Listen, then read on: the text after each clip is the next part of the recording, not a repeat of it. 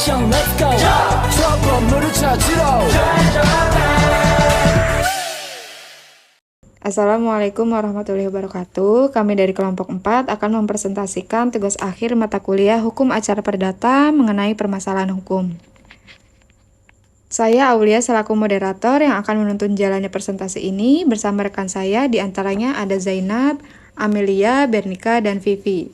Selanjutnya pembahasan pokok perkara akan dipresentasikan oleh Zainab.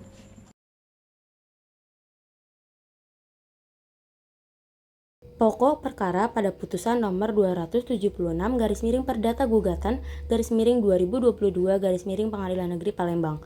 Dalam hal ini, Pengadilan Negeri Palembang yang memeriksa dan menjatuhkan putusan dalam perkara antara Samidi selaku penggugat melawan PT Mahaputra Karya Konstruksindo selaku tergugat, dan gugatan telah didaftarkan oleh penggugat pada tanggal 28 Oktober 2022 di Kepanitiaan Pengadilan Negeri Palembang dengan nomor registrasi 276 Perdata Gugatan 2022 Pengadilan Negeri Palembang.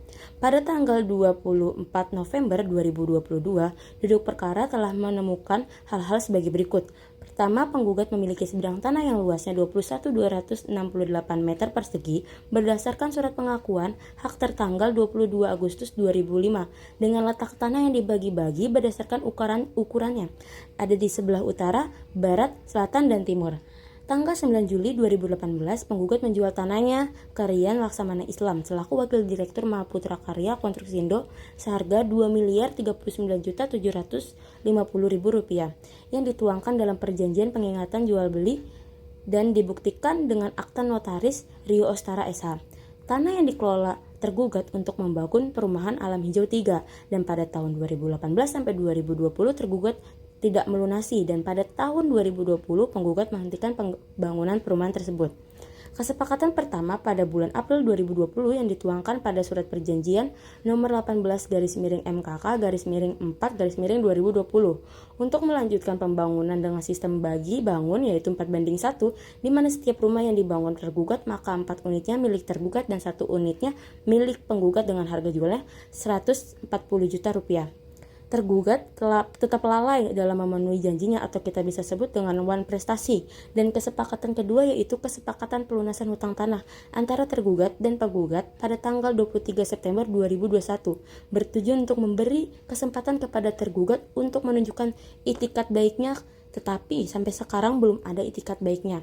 Dan saat ini status 54 unit rumah yang dibangun oleh tergugat berdiri di tanah milik penggugat. Dan berdasarkan perjanjian penggugat mendapatkan 10 unit rumah dengan total harga Rp1.400.000.000. Adapun total pembayaran yang diterima penggugat kisaran Rp499 juta atas 54 unit rumah. Terdapat kekurangan pembayaran tergugat kepada penggugat sebesar Rp991 juta atas 54 unit rumah yang dibangun dan pembangunan telah diberhentikan dan belum dibangun kembali. Total kerugian yang dialami penggugat baik material ataupun imaterial sebesar Rp2.251 juta. Tetapi tidak ada upaya dari tergugat untuk melunasi, bahkan tergugat menghentikan pembangunan dan penggugat memohon untuk diletakkan sita jaminan terhadap tanah sengketa. Penggugat memohon kepada majelis hakim untuk menjalankan putusan perkara ini, dan penggugat meminta sita jaminan baik barang bergerak maupun tidak bergerak dari tergugat, dan penggugat memiliki alat bukti yang otentik sehingga tidak menimbulkan kerugiannya. Penggugat memohon kepada tergugat untuk membayar uang paksa atau uang som sebesar 1 juta setiap harinya apabila tergugat tidak memenuhi putusan perkara ini. Baik, selanjutnya berdasarkan dalil-dalil yang telah diuraikan tadi, kemudian si penggugat meminta keadilan kepada Ketua Pengadilan Negeri Palembang melalui majelis hakim yang memeriksa, mengadili, dan memutuskan perkara ini dengan amar dalam hal tuntutan primer. Tuntutan primer di sini ialah tuntutan pokok yang mana tuntutan ini dikemukakan oleh penggugat kepada pengadilan yang berkaitan langsung dengan positanya. Dalam hal ini, penggugat mengemukakan tuntutan primer beberapa di antaranya seperti menerima dan mengabulkan gugatan dengan sepenuhnya, menyatakan sah dan berkekuatan hukum mengenai surat pengakuan hak atas objek tanah, perjanjian jual beli, surat perjanjian nomor 18-MKK-4-tahun 2020, perjanjian kesepakatan pelunasan hutang tanah atas unit yang telah dibangun. Kemudian Menyatakan tergugat telah melakukan non-prestasi, menghukum tergugat membayar ganti rugi, baik secara material maupun imaterial, dan membayar duangsom atau uang paksa. Kemudian menyatakan sah dan berkekuatan hukum atas sita jaminan. Lalu menyatakan putusan perkara ini dapat dijalankan terlebih dahulu walaupun ada bantahan, banding, kasasi, dan peninjauan kembali. Dan terakhir, membebankan biaya perkara ini kepada tergugat. Kemudian, adapun dalam tuntutan subsidiarnya ialah berupa ex aequo et bono atau dalam artian jika Yang Mulia Majelis Hakim yang memeriksa, mengadili dan memutuskan perkara ini berpendapat lain, maka mohon putusan yang seadil-adilnya. Tuntutan subsidiar ini merupakan tuntutan alternatif apabila tuntutan primer tidak dapat diterima. Mediasi dan jawaban. Dilakukan upaya perdamaian sebagaimana diatur dalam Perma Nomor 1 Tahun 2016 tentang prosedur mediasi yang dimediatori oleh Paul Marpaung SHMH. Namun upaya perdamaian tidak berhasil, maka dilanjutkan dengan pembacaan gugatan dan penggugat menyatakan tetap ada gugatannya. Oleh karena itu, tergugat mengajukan jawabannya.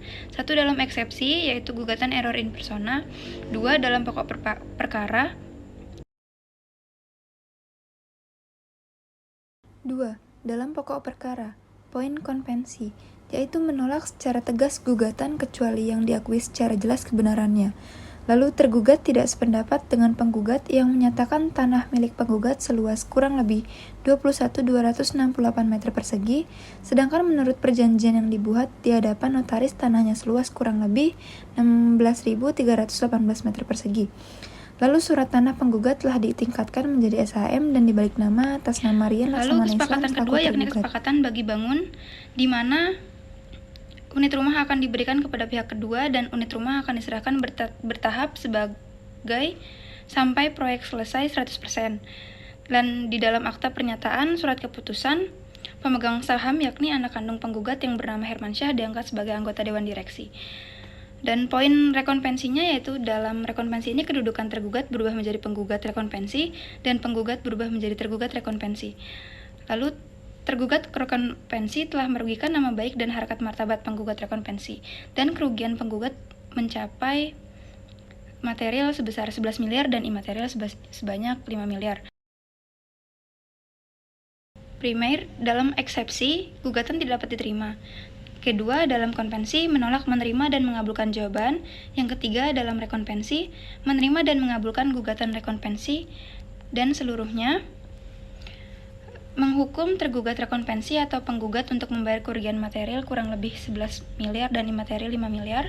Menghukum tergugat rekonvensi untuk membayar duangsom atau uang paksa sebanyak 1 juta per hari. Menjatuhkan putusan ini dapat dilaksanakan terlebih dahulu meskipun ada upaya verzet banding kasasi maupun PK. Dan membebankan biaya perkara pada penggugat atau tergugat rekonvensi. Untuk subsidiarnya ex aequo et bono yang artinya sesuai dengan apa yang dianggap benar dan baik. Oke, selanjutnya ada replik dan duplik. Replik yaitu tanggapan penggugat terhadap jawaban tergugat. Di sini penggugat mengajukan saksi-saksi. Yang pertama ada saksi Gatot Sugiarto. Di sini dia mengatakan bahwa yang belum dibayarkan itu sebesar 800 juta atau setara 6 unit rumah. Selanjutnya, dia juga mengatakan bahwa tanah milik penggugat baru dibayar uang mukanya saja. Selanjutnya, saksi Jumani. Di sini ia mengatakan tanah belum dibayarkan lunas kepada penggugat. Dan saksi Jumani ini tuh ikut dalam penagihan yang dilakukan terhadap tergugat. Terus yang ketiga, saksi Gani Effendi. Si Gani Effendi itu dia mengetahui pembayaran tanah belum lunas itu sekitar 2-3 bulan yang lalu. Dia mengetahui juga rumah yang dibangun itu 100 unit. Selanjutnya duplik. Nah, duplik di sini adalah tanggapan tergugat terhadap replik yang diajukan penggugat tadi. Di sini tergugat juga memberikan saksi-saksi juga. Itu ada saksi Ade Chandra. Saksi Ade Chandra di sini mengatakan pernah bekerja di PT Mahaputra tahun 2018, tetapi ia tidak mengetahui perjanjian kerja antara kedua pihak. Tetapi dia mengetahui bahwa tanah dibeli dari penggugat dan ia sendiri yang mengurus pembayaran yang dibayarkan kepada penggugat. Selanjutnya ada saksi Dwi Ika Anggraini. Di sini Dwi Ika tidak mengetahui perjanjian secara detail, tetapi pernah membuat perjanjian mengenai pembayaran pertama sebesar 80 juta. Ia juga pernah diperintah terkait pembayaran tanah yang dibayarkan ke rekening Hermansyah, yang dimana Hermansyah adalah selaku anak kandung si penggugat. Selanjutnya ada saksi Resi Jatri. Di sini ia mengetahui perjanjian Hermansyah untuk bergabung dalam kepengurusan PT Mahaputra yang kemudian diurus ke notaris untuk dibuatkan akta. Terus mengenai jabatan si Resi itu tuh dia sebagai staf administrasi di PT Mahaputra. Ia juga mengetahui pembayaran tanah kepada Hermansyah dan pembayarannya secara detail. Selanjutnya akan dilanjutkan oleh rekan saya, Vivi. Selanjutnya dan yang terakhir ada pertimbangan hukum. Pertama, dalam eksepsi, gugatan penggugat dinyatakan sebagai error in persona, yaitu kurang pihak atau tidak lengkap dan mengandung cacat formil, karena tidak memasukkannya Hermansyah selaku anak kandung penggugat sebagai pihak tergugat, karena dalam akta pernyataan keputusan pemegang saham PT Mahaputra Karya Konstruksindo pada tanggal 31 Agustus 2022 di hadapan notaris dinyatakan bahwa anak kandung penggugat ini diangkat menjadi anggota Dewan Direksi. Selanjutnya, gugatan yang dilayangkan kepada PT yang merupakan badan hukum ditujukan kepada pengurus PT atau direksi yang dalam anggaran dasar PT dinyatakan bertindak di dalam maupun luar pengadilan, mewakili PT Mahaputra Karya Konstruksindo.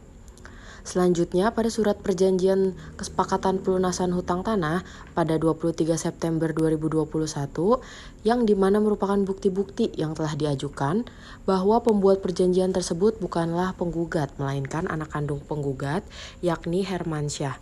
Maka seharusnya Hermansyah juga menjadi pihak tergugat.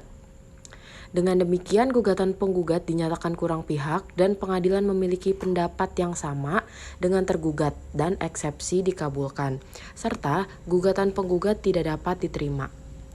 Selanjutnya, dalam pokok perkara, karena gugatan penggugat dinyatakan tidak dapat diterima, maka pokok perkara tidak perlu dipertimbangkan lagi dan penggugat berada di pihak yang kalah dan penggugat dihukum untuk membayar biaya perkara. Dalam rekonvensinya yaitu pertimbangan dalam gugatan rekonvensi, yakni maka apalagi yang dipertimbangkan dalam gugatan rekonvensi sepanjang berhubungan dengan konvensi ini haruslah dianggap menjadi satu kesatuan dengan pertimbangan rekonvensi. Maka gugatan rekonvensi harus dinyatakan tidak dapat diterima pula. Yang terakhir mengadilinya, yang pertama dalam eksepsi yaitu menerima eksepsi dari tergugat, yang kedua dalam pokok perkaranya menyatakan gugatan penggugat tidak dapat diterima, dalam rekonvensinya pun sama menyatakan gugatan rekonvensi tidak dapat diterima, serta dalam konvensi dan rekonvensinya yaitu menghukum penggugat dalam konvensi atau tergugat dalam rekonvensi untuk membayar biaya yang timbul dari perkara ini sebesar Rp255.000. Terima kasih, sekian presentasi dari kelompok kami, kurang lebihnya mohon maaf.